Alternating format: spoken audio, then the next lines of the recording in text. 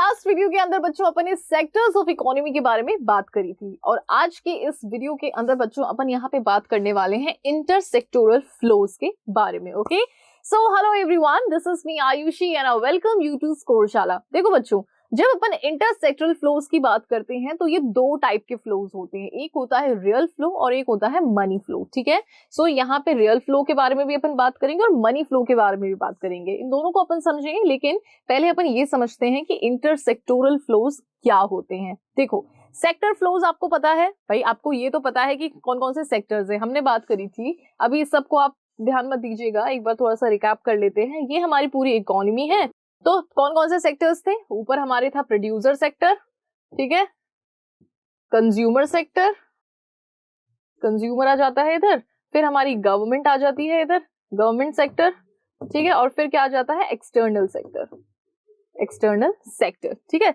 अब क्या हो रहा है बच्चों, ये सभी सेक्टर्स आपस में कैसे हैं? ये सभी सेक्टर्स आपस में कनेक्टेड हैं। ठीक है, इन सभी सेक्टर्स के बीच में कुछ ना कुछ कनेक्शन है ना। अब जैसे जो कंज्यूमर सेक्टर है वो प्रोड्यूसर पे डिपेंडेंट है, जो प्रोड्यूसर सेक्टर है वो कंज्यूमर पे डिपेंडेंट है, और ये दोनों गवर्नमेंट पे डिपेंडेंट है, गवर्नमेंट इस पे डिपेंडेंट है, यानी कि सभी सेक्टर्स आपस में इंटरलिंक्ड हैं। यही आज अपन समझने वाले हैं। ठीक है, सो इंटरसेक्टोरल का मतलब ये है कि सेक्टर्स के बीच में, ठीक है, इंटरसेक्टोरल, तो सेक्टर्स के बीच में क्या हो रहा है? फ्लो हो रहा है।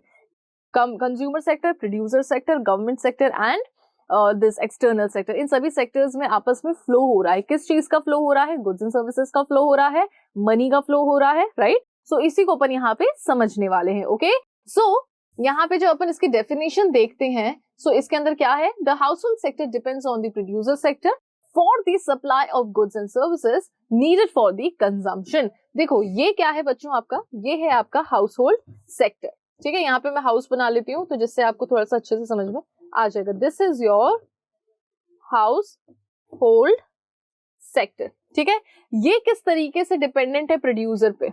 और ये यहाँ पे मैं एक ऐसे ना ऐसे करके वो बना लेती हूँ, industry. So this is your producer sector. अब household sector producer sector पे किस तरीके से डिपेंडेंट है? प्रोड्यूसर सेक्टर क्या करता है? प्रोडक्शन करता है। प्रोडक्शन किस चीज का करता है? गुड्स एंड सर्विसेज का करता है। तो कंज्यूमर क्या करता है? कंज्यूमर कंजम्पशन करता है। कंजम्पशन किसका करता है? गुड्स एंड सर्विसेज का। अब कंजम्पशन के लिए जो गुड्स एंड सर्विसेज इसको चाहिए होती है, वो इसको कहाँ से मिलती है? प्रोड्यूसर से मिलती है। तो गुड्स और सर्विसेज के लिए जो हाउस होल्ड है वो प्रोड्यूसर पे डिपेंडेंट है।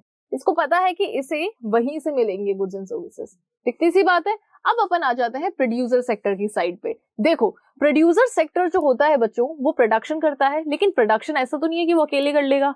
कोई भी प्रोड्यूसर है वो बस ऐसे चेयर लेके बैठ जाए और सोच ले कि भैया मैं प्रोड्यूसर हूँ, मुझे प्रोड्यूस करने हैं गुड्स। तो क्या वो प्रोड्यूस कर लेगा? नहीं करेगा। उसे बहुत सी चीजों की जरूरत पड़ेगी। उसे जमीन की जरूरत पड़ेगी, उसे लेबर की जरूरत पड़ेगी, उसे मशीन्स की जरूरत पड़ेगी, उसे एंटरप्रेन्योर स्किल्स की जरूरत पड़ेगी। और ये सारी चीजें इसे कहाँ से मिलती हैं? ये सारी चीजें मिलती हैं इसे हाउस होल्ड से। हाउस होल्ड से इसको जमीन भी मिल जाएगी रेंट पे, इसको लेबर भी मिल जाएगी जिसको ये वेजेस दे देगा, इसको कैपिटल भी मिल जाएंगी, ठीक है, जिसके ऊपर ये इंटरेस्ट दे देगा, फिर इसको एंटरप्रेन्योर स्किल्स भी मिल जाएंगे जिसको ये प्रॉफिट का अपना थोड़ा बहुत पोर्शन दे देगा। ठीक है, सो आपने देखा कि किस तरीके से ये दोनों ही सेक्टर्स आपस में एक दूसरे पे डिपेंडेंट हैं, है ना। ये गुड्स एंड सर्विसेज के लिए डिपेंडेंट है और ये फैक्टर्स ऑफ प्रोडक्शन के लिए इस पर डिपेंडेंट है। ओके, ये गुड्स एंड सर्विसेज इसको देता है, बदले में ये क्या करते हैं? बदले में इनको पेमेंट करते हैं। ठीक है, आज हम मार्केट में कोई भी गुड्स या सर्विसेज लेनी चाहते हैं तो हम पेमेंट ही तो करते हैं। फिर ये क्या करता है? जो प्रोड्यूसर सेक्टर है वो इनको गुड्स एंड सर्विसेज देता है, ठीक है, बदले में इनसे पैसे लेता है। दिखती सी बात है। वहीं दूसरी चीज, इनसे क्या हायर कर रहा है? ये फैक्टर्स ऑफ प्रोडक्शन हायर कर रहा है और बदले में इनको क्या दे रहा है? बदले में इनको जो वेजेस है या फिर रेंट है, जो फैक्टर पेमेंट होती है, वो इनको ये देता है। करेक्ट। सो ये दोनों ही सेक्टर्स आपस में कैसे हैं? आपस में ये डिपेंडेंट है। यही आपको इस डेफिनेशन में बताया गया है। अब वापस इस डेफिनेशन को पढ़िएगा। So the household sector depends on the producer sector for the supply of goods and services, okay, needed for the consumption. Okay, फिर आप देखो, अब प्रोड्यूसर सेक्टर किस तरीके से डिपेंडेंट होता है हाउस होल्ड पे? अभी अपन ने देखा था, for the supply of factor of production. ठीक है, जो यहाँ पे प्रोड्यूसर है उसको फैक्टर्स ऑफ प्रोडक्शन की सप्लाई हाउस होल्ड से होती है, जैसे कि ना, जैसे कि क्या है? जैसे कि लैंड है ना, फिर लेबर, फिर capital and the last is entrepreneurs skills, okay, also called factor services. अब इन फैक्टर ऑफ प्रोडक्शन को अपन फैक्टर सर्विस के नाम से भी जानते हैं, ध्यान रखिएगा। So these are needed for the production of goods and services. अब इन सभी की जरूरत पड़ती है किसी भी तरीके की गुड्स एंड सर्विसेज को प्रोड्यूस करने के लिए, ठीक है। सो आई होप कि आपको अच्छे से समझ में आ गया होगा कि ये दोनों सेक्टर्स किस तरीके से आपस में कनेक्टेड हैं, है ना। चलिए नाउ अब अपन बात करते हैं गवर्नमेंट सेक्टर की। So the government sector depends on the producer and household sector for tax and non tax revenue. देखो क्या होता है, अब अपन यहाँ पे एक गवर्नमेंट बनाते हैं, ये है हमारी गवर्नमेंट, ठीक है। ये कौन है बच्चों हमारी, ये है हमारी गवर्नमेंट, ठीक है। और यहां पे हम क्या कर लेते हैं, यहां पे हम हाउस होल्ड और प्रोड्यूसर दोनों सेक्टर बना लेते हैं, ठीक है। गवर्नमेंट इनसे क्या लेती है, गवर्नमेंट को इनसे क्या मिलता है, गवर्नमेंट को इनसे टैक्स मिलते हैं, ठीक है, टैक्स रेवेन्यू मिलते हैं, tax and non tax revenues इनको मिलते हैं। और हाउस होल्ड और प्रोड्यूसर सेक्टर को इनसे क्या मिलता है, लॉज एंड ऑर्डर्स, ठीक है, डिफेंस की सुविधा मिलती है। जो जिस माहौल में ये रहते हैं उस माहौल को जो गवर्नमेंट है वो बिल्कुल स्टेबलाइज करते हुए चलती है, ठीक है। व्हाट इफ कल को हमारी पूरी इकोनॉमी से कोई भी एक सेक्टर मतलब गायब हो जाए, व्हाट इफ कल को हमारी इकोनॉमी से गवर्नमेंट गायब हो जाए, तो क्या सभी सेक्टर्स अपने आप में स्टेबली वर्क कर पाएंगे, बिल्कुल नहीं कर पाएंगे। जो लॉ है, जो यहाँ पे सभी तरीके की जो मतलब शांति बनी रहती है वो सिर्फ किसकी वजह से बनी रहती है, गवर्नमेंट की वजह से बनी रहती है। और गवर्नमेंट को बदले में क्या चाहिए होता है, गवर्नमेंट को बदले में रेवेन्यू चाहिए होता है, इनकम चाहिए होती है, चाहे फिर वो टैक्स के रूप में आ जाए चाहे वो नॉन टैक्स के रूप में आ जाए, ठीक है। सो यहाँ पे गवर्नमेंट हाउस होल्ड और प्रोड्यूसर सेक्टर पे डिपेंडेंट है for tax and non tax revenue, वहीं पे जो हाउस होल्ड और प्रोड्यूसर सेक्टर है वो गवर्नमेंट पे डिपेंडेंट है for laws and orders and for defence and for many things, okay. So the government sector depends on the producer and household sector for its tax and non-tax revenue, ठीक है। अब producer और household depend करते हैं government में किसके लिए, for administrative services, ठीक है, besides law and order and defence. So law and order defence के अलावा जो एडमिनिस्ट्रेटिव सर्विसेज होती हैं उसके लिए जो प्रोड्यूसर है, जो हाउसहोल्ड सेक्टर है वो गवर्नमेंट पे डिपेंड करते हैं, ठीक है। सो इस तरीके से ये दोनों नीचे वाले तो जो दोनों सेक्टर हैं वो आपस में क्या है, इंटरकनेक्टेड है, ओके। चलिए अब यहाँ पे मैंने आपको बोला था कि जो इंटरसेक्टोरल फ्लोज होते हैं वो आपके दो तरीके के होंगे, एक होगा रियल फ्लो और एक होता है मनी फ्लो, ये मैंने आपको नाम बताए थे, ठीक है। देखो अब यहाँ पे आपको क्या समझना है कि जैसे अभी अपन ने बोला था हाउस होल्ड सेक्टर, है ना, और एक तरफ अपन ने ले लिया प्रोड्यूसर सेक्टर। फिर अपन ने क्या लिया था, एक तरफ अपन ने लिया था गवर्नमेंट सेक्टर और फिर अपन ने यहाँ पे क्या लिया था, प्रोड्यूसर एंड कंज्यूमर सेक्टर, ठीक है। ये क्या है आपस में, ये भी कनेक्टेड है और आपस में ये भी कनेक्टेड है। सेम इसी तरीके से गवर्नमेंट भी कनेक्टेड है और सेम इसी तरीके से ये दोनों सेक्टर्स भी इस पे कनेक्टेड है, ठीक है। अब यहाँ पे ये जो मतलब फ्लो की जब अपन बात करें तो क्या फ्लो हो रहा है इन सभी सेक्टर्स में, क्या चीज फ्लो हो रही है, तो इन सभी सेक्टर्स में फ्लो होते जा रहा है गुड्स और सर्विसेज का और मनी का, ठीक है। तो यहाँ पे फ्लो किसका हो रहा है बच्चों, फ्लो हो रहा है यहाँ पे गुड्स का एंड मनी का। तो जब भी अपन गुड के फ्लो की बात कर रहे हैं, कि गुड्स के फ्लो का मतलब क्या है कि हाउस होल्ड को प्रोड्यूसर से गुड मिल रहा है ना, और प्रोड्यूसर को क्या मिल रहा है, बदले में सर्विसेज मिल रही है। तो गुड्स का जब भी फ्लो होता है, गुड्स एंड सर्विसेज का जब भी फ्लो होता है तो उसे अपन रियल फ्लो के नाम से जानते हैं, ठीक है। So the real flow refers to the flow of goods and services. Real flow का मतलब क्या है, जब गुड्स और सर्विसेज का फ्लो हो रहा होता है सेक्टर्स के बीच में, among different sectors of the economy, ठीक है। फिर अपन इसी बारे में आगे बात करते हैं। So flow of factor services from household sector to the producer sector और the flow of goods and services from the producer sector to the household sector are the example of the real flow.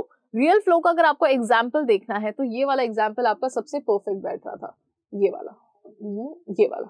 तो house hold sector को क्या मिल रहा है, house hold sector को यहाँ पे इनसे मिल रहे हैं गुड्स एंड सर्विसेज, ठीक है। और बदले में प्रोड्यूसर सेक्टर इनको ये दे रहा था और हाउस होल्ड सेक्टर इनको क्या दे रहा था, हाउस होल्ड सेक्टर इनको फैक्टर सर्विसेज दे रहा था, फैक्टर सर्विसेज दे रहा था। इसी को ही अपन किस नाम से जानते हैं बच्चों, इसी को ही अपन रियल फ्लो के नाम से जानते हैं, ओके, सो आई होप आपको अच्छे से समझ में आ गया होगा कि रियल फ्लो क्या होता है। आगे अपन इसको और देखते हैं। चलिए, सो रियल फ्लो आपका ये हो गया। इस तरीके का आपका यहाँ पे एक चार्ट है, real flow in two sector economy. अब ये जो रियल फ्लो हो रहा है ये सिर्फ दो सेक्टर के अंदर ही अपन पढ़ रहे हैं, दो ही सेक्टर्स अपन ने लिए हैं। एक तरफ अपन ने हाउस होल्ड लिया है और एक तरफ अपन ने प्रोड्यूसर लिया है। सो सिर्फ दो सेक्टर को अपन यहाँ पे कंसिडर कर रहे हैं। सो गुड प्रोड्यूस, अब देखो यहाँ पे ना आपको एरो पे फोकस करना है। हाउस होल्ड सेक्टर क्या दे रहा है प्रोड्यूसर को? फैक्टर सर्विसेज दे रहा है, land, labour, capital and entrepreneurship, ठीक है, rendered by the household. और बदले में जो प्रोड्यूसर है वो हाउस होल्ड को क्या दे रहा है? Goods produced and sold by the firms, यानी कि गुड्स एंड सर्विसेज दे रहा है। सो इस तरीके से ये दोनों ही सेक्टर्स आपस में क्या कैसे हो रखे हैं? इंटरकनेक्टेड हो रखे हैं। ओके, चलिए अब अपन यहाँ पे कुछ और बातें हैं इसकी जो अपन देखते हैं। So flow of goods sold by the firm to the household, flow of factor services rendered by the household to the producer, यही दोनों पॉइंट्स अपन ने यहाँ पे देखे हैं। But these flows are real as these involve the involvement of या फिर movement of goods and services। अब इनको real इसीलिए ही कहा जाता है क्योंकि सिर्फ और सिर्फ goods और services का ही involvement है इसमें। goods और services ही sectors के बीच में क्या हो रही है? circulate हो रही हैं। Okay, from one sector to the another. So ये हो जाता है आपका रियल फ्लो। हमेशा ध्यान रखना है कि जब भी रियल फ्लो की बात आती है तो टू सेक्टर इकोनॉमी में गुड्स एंड सर्विसेज का क्या हो रहा है? एक्सचेंज हो रहा है दोनों ही सेक्टर्स के अंदर। ओके, फिर अपन दूसरे फ्लो के बारे में यहाँ पे बात करते हैं, विच इज मनी फ्लो। तो इसमें तो नाम से पता लग रहा है, नाम से पता लगने का क्या मतलब है कि यहाँ पे मनी का क्या हो रहा है? एक्सचेंज हो रहा है, यानी कि मनी फ्लो हो रहा है दो सेक्टर्स के बीच में यहाँ पे। So money flows refers to the flow of money. जो मनी फ्लो हो रहा है एक सेक्टर से दूसरे सेक्टर से पहले सेक्टर में, तो वही चीज यहाँ पे अपन काउंट करते हैं across different sectors of the economy. ठीक है, अब ये देखिए, सो यहाँ पे अपन मनी फ्लो के बारे में देखने वाले हैं। So money flow in two sectors economy, एक तरफ अपने पास में हाउस होल्ड है, दूसरी तरफ अपने पास में प्रोड्यूसर सेक्टर है।